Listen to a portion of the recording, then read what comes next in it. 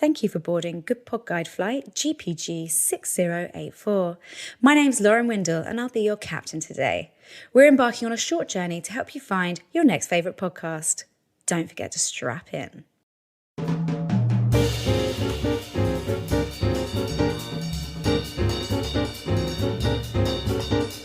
So I'm a member of this book club, right? And it's not one of those book clubs where you don't read the book and you just drink wine, because it was born from lockdown as a result of everyone just feeling really tired of doing quizzes. So we take it in turns to choose a book. And coincidentally, the current book I'm reading is Member of the Family about Charles Manson. And that is a coincidence because I am also about to tell you about a Charles Manson podcast. But I do have to say, I feel a little Mansoned out.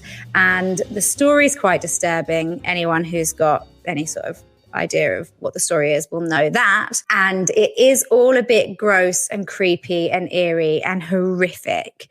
So I think I'm probably going to take a Manson break after this, because I think it's also affecting my dreams, because rather than my regular dreams where I'm going out with D-list celebrities, more recently I dreamt, well, actually last night, that I was in a plane crash. And I think that's probably a stress dream that shows that I need to engage more with romantic comedies and less with murderous cult documentaries. Anyway, Young Charlie is what we're talking about.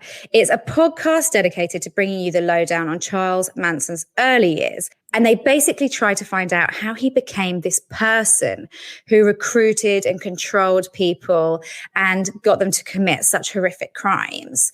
The story of Charles Manson has been done. You know, there are books. There's the book I'm reading, Member of the Family. There's Helter Skelter. There's plenty of others. There's loads of documentaries and podcasts. Basically, every true crime podcast that we've reviewed on the Good Pod Guide has at least one episode dedicated to Charles Manson. But just in case you're not sure what the story is, Charles Manson is one of the most infamous mass murderers. The episodes jump between the scene of his most notorious murder, which included actress Sharon Tate, and also between his childhood. But it also includes clips of newscasts from the time. It's narrated by Tracy Patton and Stephen Lang, and Tracy's voice to me sounds virtually identical to the woman who used to narrate Desperate Housewives, both in accent and delivery. And it's that slow sort of like a mystery is going to unfold kind of, okay, so I can't do the accent. But it's that kind of voice. So anyone who watched that, I think you'll see the comparison. The podcast includes some incredible insights and stuff that I didn't know, which is quite remarkable given the amount of Charles Manson information I've engaged with.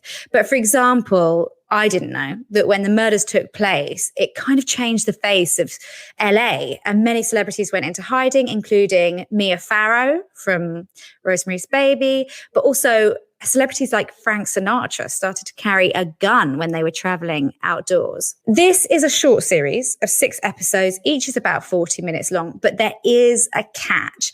It's behind the Wondery paywall. So you can listen to the first episode or 2, but to hear the whole thing, you need to download and subscribe to that app.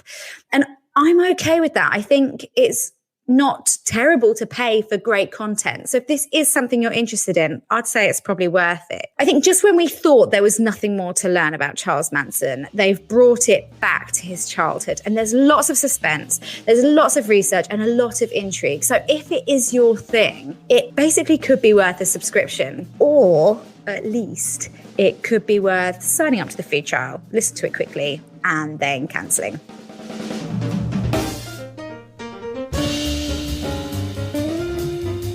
In the next episode, I am shamed for not reading enough when I listen to podcast Overdue. You can get more info on the show online at www.goodpodguide.com or follow us at goodpodguide on Instagram and Twitter.